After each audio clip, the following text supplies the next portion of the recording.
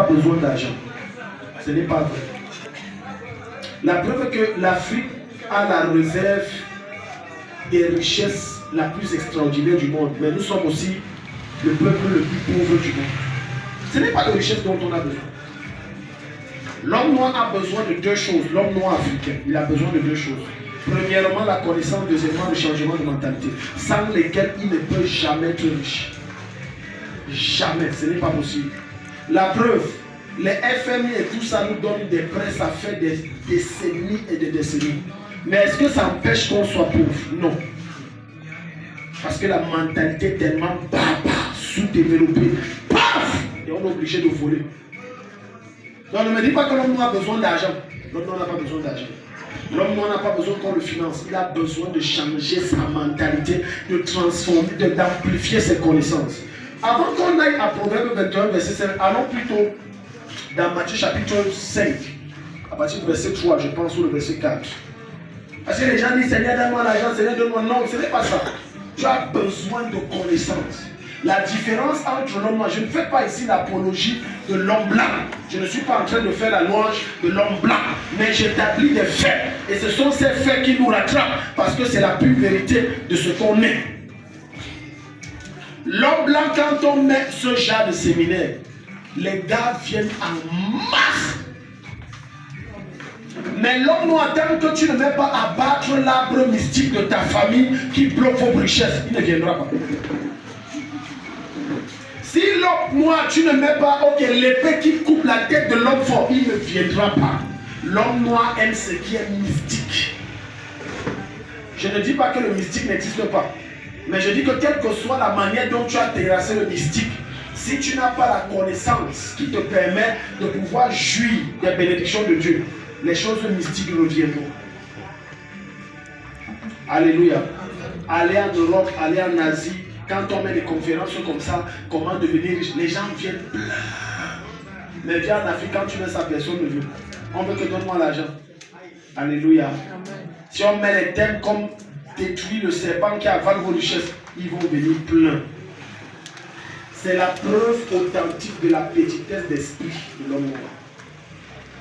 Donc pour que tu sois riche, amplifie tes connaissances. Regarde ce que le Seigneur Jésus va nous dire. Matthieu 25, à partir du verset 3, je pense. Tu as touché quoi ça? Verset à partir du verset 3. Oui. Les pauvres, en prenant leur lampe, ne prirent point d'huile avec elle. Non, descend, va vers le verset 10. Pendant qu'elles allaient, non, verset 15. Il donna 5 talents à l'un. Voilà, va à partir du verset 14 ou 13. Là où le Seigneur nous parle de la parabole des talents. Alléluia. Il en sera comme d'un homme. Qui partant pour un voyage. Appela ses serviteurs et leur remit ses biens. Il appelle ses serviteurs et leur remit ses biens. Il donna 5 talents à l'un. Oui. 2 à l'autre. Et un au troisième. Un au troisième. À chacun selon sa capacité. À chacun selon quoi? Sa capacité. Sa capacité. Assieds-toi. Donc ne me dis pas qu'il y a trop d'esprit derrière toi qui font que tu es trop pauvre. C'est parce que tu n'as pas la capacité de gérer plus que ce que tu as. Si vous voulez que Dieu augmente vos richesses, augmentez votre compétence, augmentez vos capacités. Ça commence par quoi? Augmentez vos connaissances, lisez des livres, écoutez des documentaires en fonction du domaine où vous voulez exceller. Cultivez-vous, venez aux enseignements. Voilà ce qui va vous permettre d'augmenter vos capacités. Dieu ne te donnera jamais ce que tu ne peux pas gérer. Il te donne à la mesure de ton potentiel maturé, c'est-à-dire de ta capacité acquise. Combien de chrétiens ont des livres à la maison où ils lisent? L'homme n'en est pas libre. Un jour, un évangéliste est arrivé dans un village. Dans ce village, il y avait des familles tellement pauvres. Il est entré dans une des familles pauvres. Il a prêché. Tout ce qu'eux voulaient, c'est qu'on lui donne, et cet évangéliste leur donne de l'argent. Et l'évangéliste a sorti une Bible, une grosse Bible. Il les a dit, ok, voilà le meilleur trésor que je vous donne. Lisez ça et cela vous rendra riche. Et dans chaque page, après quelques pages, il mettait des pieds de 10 000 Bibles. Il y avait beaucoup d'argent dans cette Bible. Il est revenu 1 an plus tard. Il les a dit, est-ce que vous avez lu le livre que je vous ai donné? Ils ont dit, c'est quelque part là-bas. le bois était sur ça, l'eau avait tapé, la fumée, il a retiré ça devant, il a ouvert, ils ont vu les 10 000. Il a repris sa Bible, il est parti. C'est la preuve que la richesse n'est pas dehors, la richesse est en toi. Si tu développes des compétences et des capacités, tu deviendras riche. Donc, si tu as les capacités de gérer 10 000, Dieu ne te donnera pas 20 000. Parce que c'est ceux qui arrivent à gérer les millions, c'est en fonction de leur capacité. Si vous examinez l'histoire de tout homme riche, je parle des hommes riches mondains, vous serez choqués d'apprendre qu'ils ont un point commun. Ils lisent des livres en désordre, ils se cultivent en désordre, ils passent le temps investi, ils regardent moins la télé. Et quand ils regardent la télé, c'est pour les choses qui vont les cultiver. Ce n'est pas les novellas. Dis à ton voisin, si tu veux augmenter tes richesses, augmente tes compétences, agrandis tes capacités. Alléluia. Et augmenter ses compétences passe par deux choses que je vous ai suscitées. Premièrement, tes connaissances. Deuxièmement, ta mentalité. Tu ne peux pas, écoute-moi, tu peux avoir 10 000 francs qu'on te donne par semaine. Et si tu as augmenté tes connaissances sur la gestion, tu deviendras riche avec 10 000 francs par semaine. Ne me dis pas, regarde, tu regardes que le montant qu'on te donne est peu. Parce que tes compétences sont minimes. Alléluia. Quelqu'un qui n'a jamais vécu avec 200 francs, même si on lui donne 10 000, ne saura pas comment vivre. Mais donne 10 000 à quelqu'un qui a été habitué à vivre avec 100 francs par jour comme ration alimentaire. Je te dis que ce qu'il va te créer, il deviendra très riche plus vite que toi. Les gens sont pauvres dans l'église parce qu'ils refusent de tirer les leçons en temps de crise que Dieu veut qu'ils tirent quand les choses ne vont pas. Ils refusent de tirer les leçons. Ils trouvent que Dieu ne les aime pas, Dieu les a oubliés, pourquoi je souffre autant. Les gens vivent dans les palais. Avant que tu ne vives dans les palais, tu vas manger dans les rues, marcher dans les rues, dormir dans les rues. Ça veut dire traverser des temps tellement difficiles. C'est dans les temps difficiles que Dieu développe tes capacités. Alléluia. Amen. Je répète, c'est quand les choses sont dures que Dieu développe tes capacités. Parce qu'il est en train de t'enseigner comment gérer. La Bible dit qu'à l'un, il a donné 5 talents, à l'autre 3, à l'un 1. Selon leur capacité de gestion, Dieu ne te donnera jamais ce que tu ne peux pas gérer. J'entends les gens dire que Seigneur, je veux 500 000, je veux 500 000. La dernière fois qu'on t'a donné 500 000, tu es allé où? Tu m'as dit que tu as dit, moi, je ne sais pas. Ce n'est pas toujours les démons, non. C'est ta manière de gérer qui n'est pas bien. Et l'un des secrets majeurs pour que tu sois capable de bien gérer ce que Dieu te donne, augmente tes connaissances. Change ton niveau de mentalité. Arrête d'être carré dans ta tête. Lis les documents. Cherche les documentaires. Écoute-les. Les enseignements comme ceci, prends-les. Pendant qu'on enseigne aujourd'hui, réécoute encore. Et tu verras comment plus tu écoutes, plus tu développes tes capacités. Parce qu'il va illuminer ton entendement. Ceux qui sont riches ne sont pas des sorciers. Écoute, lorsque quelqu'un te dépasse, c'est parce qu'il connaît quelque chose que tu ne connais pas. Au lieu de le combattre, essaie de voir ce qu'il connaît que tu ne connais pas, afin d'atteindre le niveau qu'il a, que tu n'as pas. À chacun selon ses capacités. Lis le verset suivant. Quand je lisais ça tout à l'heure, quand je priais, extraordinaire. Lis le verset suivant. À chacun selon ses capacités. Celui qui avait reçu les 5 talents s'en alla, oui. Il a fait valoir. Il a fait quoi? Valoir. Dans une autre version, on dit qu'il l'a fait fructifier. Le mot fructifier veut dire multiplier. Chaque chose que Dieu te donne, c'est pour que tu multiplies. Ce n'est pas pour que tu gardes. Ne me dis pas que j'ai un salaire le mois. Le salaire le mois que Dieu permet que tu as, c'est que tu les multiplies. Pas pour que tu prends, tu gardes. Non. Chaque capacité que Dieu te donne, tu auras des comptes à rendre. Chaque argent que Dieu te donne, tu auras des comptes à rendre sur la gestion. Parce que l'argent est censé tourner pour produire encore d'autres argent. Pas pour rester dormir. C'est pour que ça tourne. Il dit le premier est allé fructifier. Et ça a donné 5 autres. Le deuxième est allé fructifier. Ça a donné 3 autres. Il n'y a que le feignant du dernier. Le gars prend l'argent, il garde. Il prend ses compétences, il garde. Il prend les capacités, il garde. Et quand le maître revient, il reprend la même chose, il donne. Non. Chaque chose que Dieu te donne, tu auras les comptes à rendre. Parce qu'il attend que tu les multiplies. Tu dois les multiplier. C'est quoi n'importe quelle chose que Dieu t'a donné. L'homme envoie son enfant en mariage, la première chose qu'il espère de ce mariage, c'est quoi? C'est quoi? C'est quoi? L'argent. C'est que ça, c'est un sorcier. C'est qu'il a vendu sa fille. C'est l'enfant. C'est l'enfant. Peu importe combien le type là est riche. Tout vrai parent espère voir ses petits-enfants. Alléluia. C'est l'enfant. Pourquoi? Tu dois fructifier. Je t'ai donné naissance. C'est pour que toi aussi tu te multiplies. Maintenant, Dieu te permet d'avoir accès à certaines ressources. C'est pour que tu les multiplies. Ce n'est pas simplement pour que tu dépenses, tu dépenses, tu dépenses, tu dépenses. L'argent ne fait que sortir. C'est bien quand l'argent sort, mais il faut que ça sorte ayant un seul but, aller chercher ses frères et ramener ses frères. Gloire à Jésus. Amen. Voilà pourquoi maintenant on accède donc au troisième point. Parce que le vendredi dernier, nous avons parlé de limiter ses dettes au maximum. Et ensuite, on a parlé de définir ses priorités. Et le troisième point ce soir, nous allons voir c'est budgétiser et planifier ses dépenses. Planifier et budgétiser ses dépenses. Tu ne dois plus faire sortir l'argent n'importe comment. Quand tu reçois l'argent, assieds-toi et planifie. Assieds-toi et planifie. Selon Luc chapitre 14, le verset 28. Assieds-toi et planifie. Quand tu reçois mon temps, que ce soit de la réunion que tu as gagnée, que ce soit ton salaire qui est tombé, avant d'aller au bar, rentre d'abord à la maison, mets-toi à genoux, rencontre Dieu et dis Seigneur, tu connais mes défis. Voilà l'argent là ici. Toi-même tu connais que ça ne peut pas suffire. Donne-moi ta sagesse pour gérer ça. Et après que tu aies fait cette prière, tu gardes un calme de 2 à 3 minutes et après tu t'assois. Pendant ce calme, Dieu t'aura dit ce que tu dois faire. Mais vous, dès que vous touchez, vous faites quoi? Je m'assois d'abord au bar, je prends une bonne bière bien fraîche. Ah, ouais. Alléluia. C'est une erreur. C'est une erreur. N'oubliez jamais, l'argent c'est un esprit. Si vous ne prenez pas un esprit supérieur pour le mettre devant afin de lui donner la direction qu'il doit suivre, l'argent vous donnera une direction que vous ne voulez pas suivre.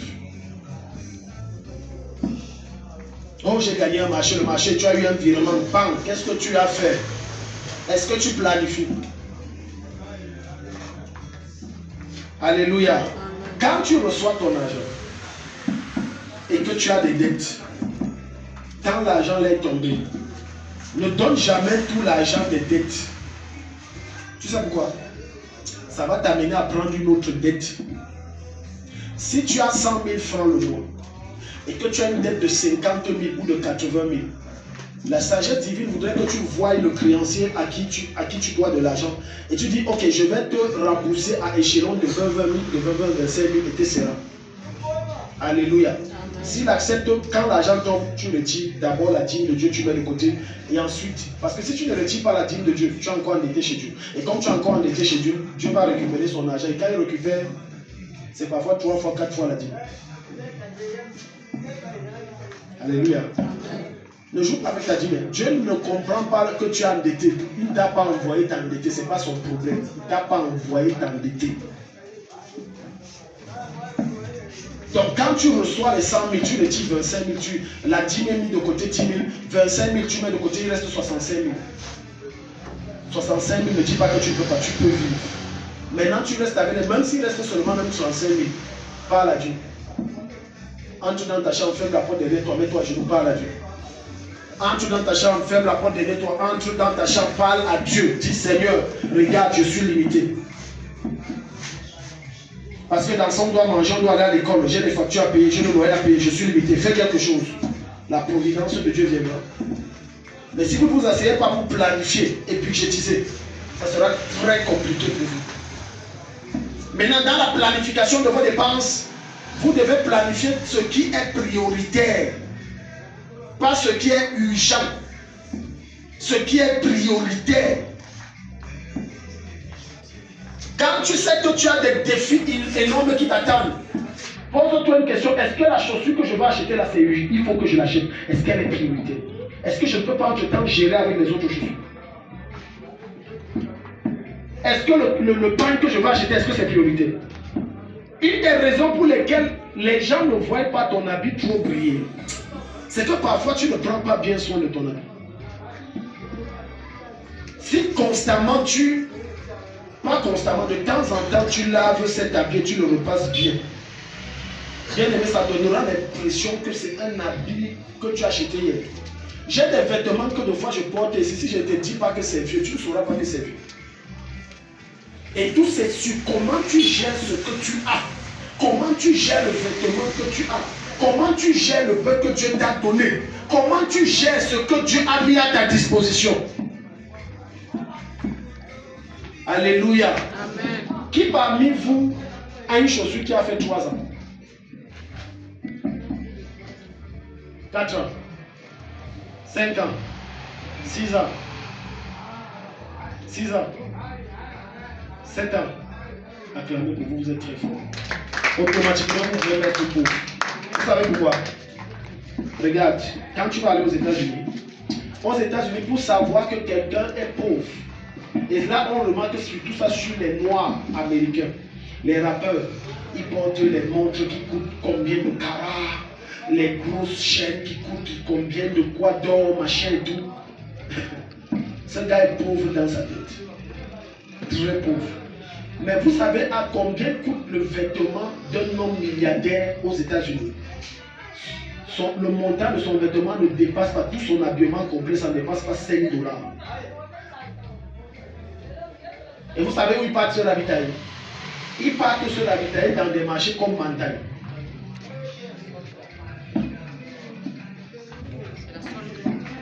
C'est bien.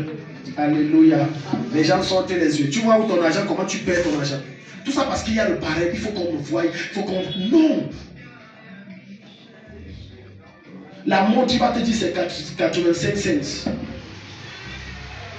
Et ils ne cherchent pas les vêtements. Non, ils cherchent les vêtements qu'on liquide. Qui coûtent très moins cher. Parce que moi, je dépense. Mais je trouve quelque chose de bien et je dépense moins, mieux. Mon argent se multiplie et se porte bien. Gloire à Jésus. Oh, mais viens donc voir. Il faut que tout le monde sache que non, la chaussure, si. Écoute, qui t'a dit que parce que c'est en solde ou c'est à Bantaï, il n'y a pas de bons produits? Il y a des très bons produits. Je peux te choquer. Je me suis rendu compte en faisant un tour à Bantaï qu'il y a beaucoup de produits qu'on vend en vente à porter, là, qu'on ramasse là-bas, on nettoie bien et on vous taxe le prix. Est-ce que tu sais que c'est un problème psychologique? Alléluia. On peut te prendre une chaussure décapotable. Ça veut dire que tu la portes 2 fois, ça saute. Mais comme c'est dans la vitre et on a mis 25 000, et on te présente une autre chaussure, parce que c'est dans le vrac où on fouille. Cherche bien, c'est 200, 500. On te dit, et l'autre, elle est solide. Et la qualité de l'autre qui a Bantaï là, c'est moins cher, c'est solide, mais l'autre est flex, est léger. On va te dire choisir, la plupart vont dire je veux ce qui est là-bas. Vous savez pourquoi? Dans sa tête, c'est parce que comme c'est derrière la vitre, ça veut dire que c'est le bon. Qui vous a dit que parce qu'un produit coûte cher, ça veut dire que c'est durable? C'est faux. Je dis que c'est faux. Un jour, maman m'a pris, on lui avait dans un ministère, elle m'a amené dans une boutique. Alléluia. Elle m'a acheté une chaussure 17 000.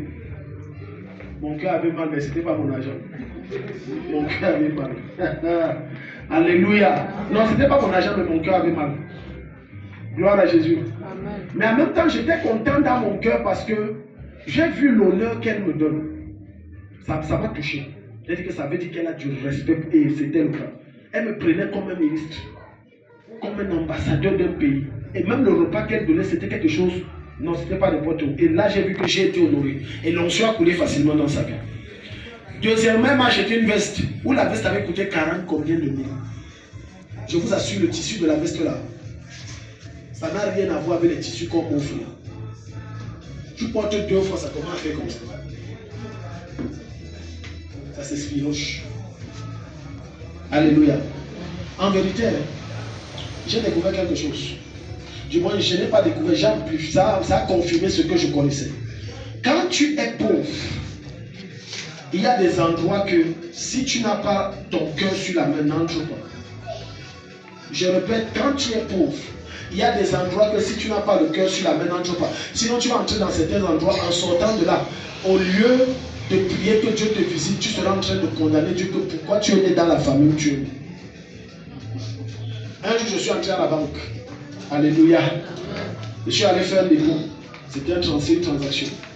J'avais ce montant en main. Tu sais, quand tu as un certain montant, tu crois que tu es le roi. Je vois un monsieur là en jean, un jean bizarre, un sac à dos bizarre. Il est là habillé bizarrement. Il est devant la caisse. Il descend son sac. Je vois, il ouvre le sac banco. Il a retiré 3-4 paquets de 10 000 comme ça. J'ai dit, waouh! Maman, les gens ont l'argent ici dehors. Et j'étais sûr que c'était tout l'argent. Non. Il est cause au téléphone et il dépose. Je vois, il envoie encore dans le sac banco. J'ai dit, Dieu, tu es injuste. Dieu, tu es Dieu, tu es injuste. Dans le sac banco, c'était les paquets d'argent comme ça. Le monsieur ne ressemble à rien, c'est un jeune. Il a porté un habit même bizarre et étrange. Sac banco. J'ai compris ce jour que quand tu crois que tu as, tu sauras qu'il y a des gens qui ne te dépassent pas, qui te supplantent. Ils te supplantent. Ceux qui sont informaticiens peuvent comprendre ce qu'on me dit quand la machine plante. La machine se crée. L'image ne bouge pas, tu cries, tu fais tout. Donc lui, il te dépasse à des années-lumière. Alléluia. Et en sortant de la banque, j'ai dit, Seigneur, je maudis la pauvreté, je maudis la pauvreté. Ça, c'est quoi ça? Alléluia. Voilà pourquoi les gens les plus frustrés sur la terre, c'est les pauvres. Je dis les gens les plus frustrés sur la terre et qui passent le temps à condamner les gens, à commérer sur les gens, c'est les pauvres. En fait, il exprime la frustration de son âme de voir que les choses n'ont pas marché pour lui, mais ça marche pour d'autres et ça marche très bien. Il faut donc trouver des justificatifs pour dire que non, il a trempé, non, ce n'est pas ça qui amène au ciel, vraiment, non, le plus important c'est le ciel. Il est frustré. Le jour pauvre entre chez toi et toi, tu vas changer ta vie. Et c'est un frère avec qui vous avez cheminé, vous avez souffert. Le jour il sort derrière, tu vas dire que bon, il a quand même un petit truc là, alors que va voir où lui habite. Va voir là où il est frustré. Il doit donc de la peine à apprécier ce que l'autre a, que lui n'a pas. Parce que sa mentalité de pauvreté le maintient dans une captivité mentale. Alléluia. Donc quand tu reçois l'argent et que tu es en train de planifier, est-ce que c'est nécessaire ce que tu vas acheter là? Acheter une télé maintenant, 40 pouces, 60 pouces, est-ce que c'est nécessaire? Est-ce que c'est nécessaire? Acheter une nouvelle chaussure maintenant, est-ce que c'est nécessaire? Avoir une nouvelle veste maintenant, est-ce que c'est nécessaire?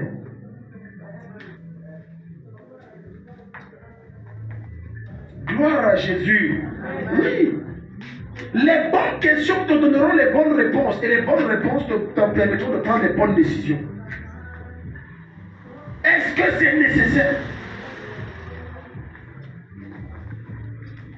Pendant que toi tu es en train de dépenser de l'argent que tu gagnes sur ton apparence, il y a d'autres qui dépensent leur argent sur leur avenir. Et quand tu vas voir leur avenir sortir du sol, tu seras frustré. Un jour, un commerçant, il passait son temps à boire le tapioca. Les gens se moquaient de lui. Il habitait une maison bizarre. Il buvait son tapioca. Il dit, le gars, c'est chiche. Regarde, tous les jours le tapioca, tous les jours. Oh, il se privait de certaines choses pour un temps. Parce qu'il était en train de bâtir un immeuble. Quand le gars finit son immeuble, jour d'inauguration, il a porté une bonne veste.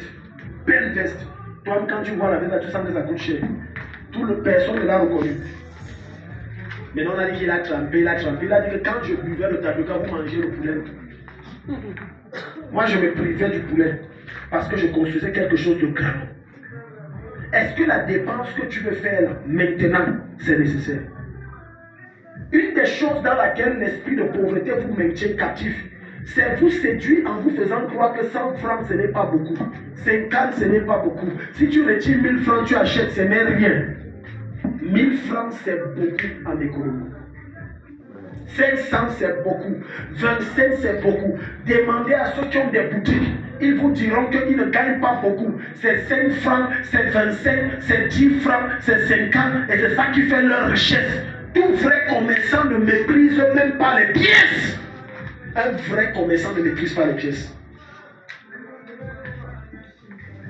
Un truc que tu peux marcher d'ici, Carrefour, on appelle ça quoi? Même Maraba, même on arrive, tu dis je prends la moto. Tu sais pas que 100 francs là c'est beaucoup. Tu vois. C'est parce que tu veux vivre ce qui n'est pas à toi avant le temps que tu as prévu que tu vives. Et c'est ça qui te rendra pauvre. Est-ce que tu sais que en disant que je décide par exemple de laisser ma voiture et je marche. Numéro 1, ça te réduit le risque d'accident en voiture. Numéro 2, ça te réduit l'essence que tu vas gaspiller.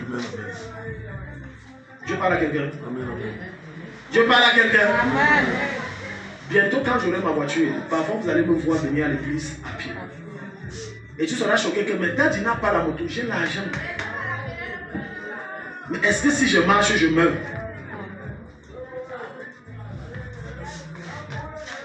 Donc c'est pour 50. C'est 50 multiplié par 1000 qui font 50 000. Et multiplié par 10 000 qui font 500 000. Et multiplié par 1 million qui font près de 50 millions. 50 francs, 50 que tu méprises, 25 que tu méprises. Que tu dis que ce n'est rien. Sans parler que la marche te permet d'être en forme physiquement. En quoi est-ce que c'est mauvais? Quand les ressources entrent, planifie, définis si c'est prioritaire ce que tu veux faire. Alléluia. Il y a les choses basiques, même en ce qui concerne ton alimentation. Quand tu es objectif, tu peux commencer par te priver d'un certain nombre de choses. Quelqu'un qui prétend qu'il veut construire une maison et veut vivre comme un roi, alors que ses moyens ne lui permettent pas. Je pense que c'est un blagueur. Tu veux construire la maison et tous les jours, c'est le porc, le poulet, et tu veux construire la maison. Tu es un blagueur. Tu es un blagueur. Surtout en 7 ans, ce n'est pas comme il y a 15 ans. Les matériaux de construction coûtaient moins cher. Aujourd'hui, au Cameroun, pour construire, si tu n'as pas les pieds sur terre, tu ne peux pas construire. Comment est-ce que tu planifies tes entrées? Comment est-ce que tu planifies tes entrées? Quels sont les budgets? D'autres mettent des budgets fallacieux, tellement faramineux, sur des choses qui auraient pu être peut-être 10 moins fois le budget qu'il a mis.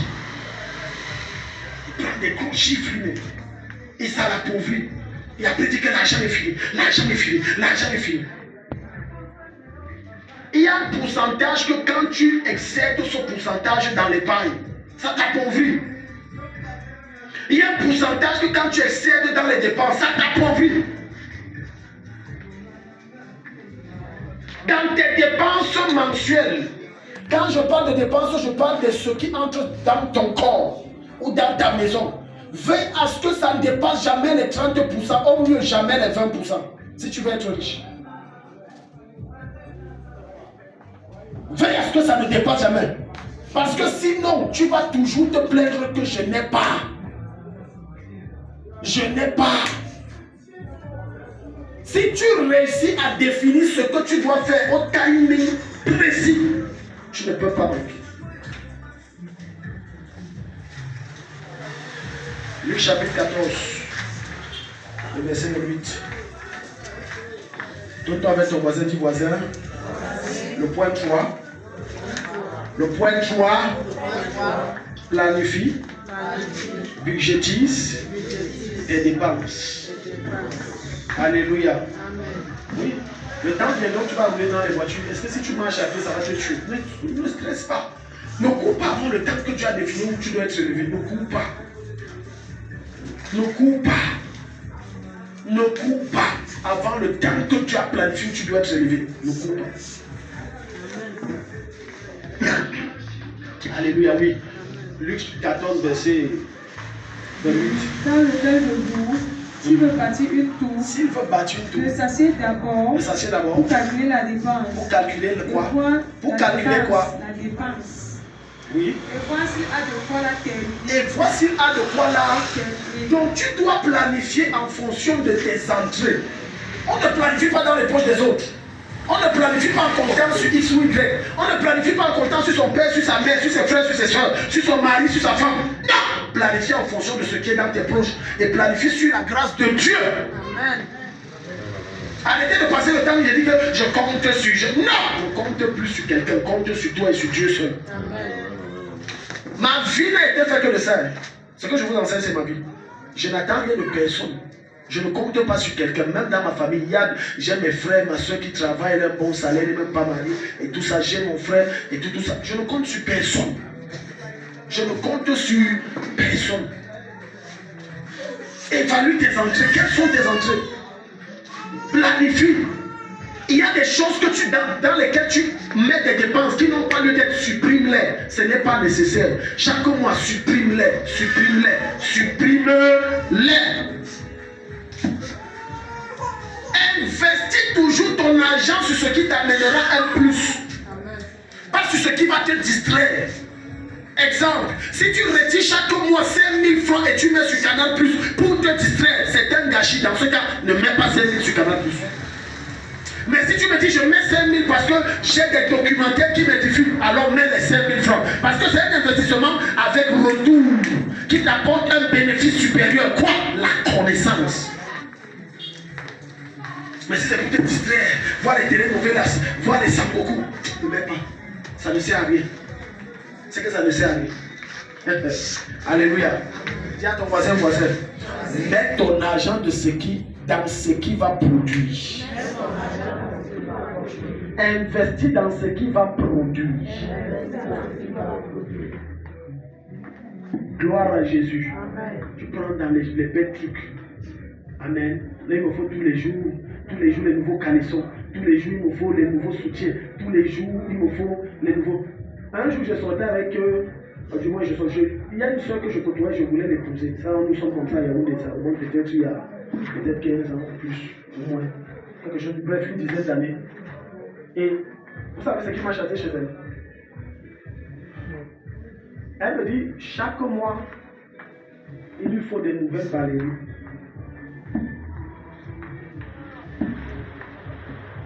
Amen.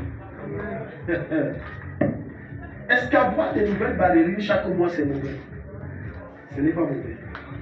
Mais est-ce que c'est le temps? Ce n'est pas le temps. Il y a des choses à laquelle tu dois planifier de manière à te dire que je me prive d'un certain nombre de choses jusqu'à ce que j'ai établi, je me suis réalisé, je me suis accompli. Par exemple, construire une maison, mettre une entreprise. Quand ça fonctionne bien, maintenant je peux avoir accès à ce que ma chère veut. Il y a des plaisirs que si tu te les donnes maintenant et que tu refuses de te sacrifier pour peu de temps, tu seras toujours pauvre.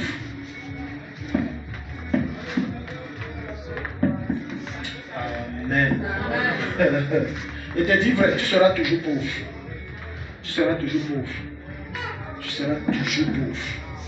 Parce que quand je causais avec les dépenses seulement, les dépenses. Tout, dans son langage, il n'y avait aucun langage de productivité, il n'y avait que le langage d'excédent, de dépenses. Je dis, papa, je ne peux pas aller loin avec ce genre de choses.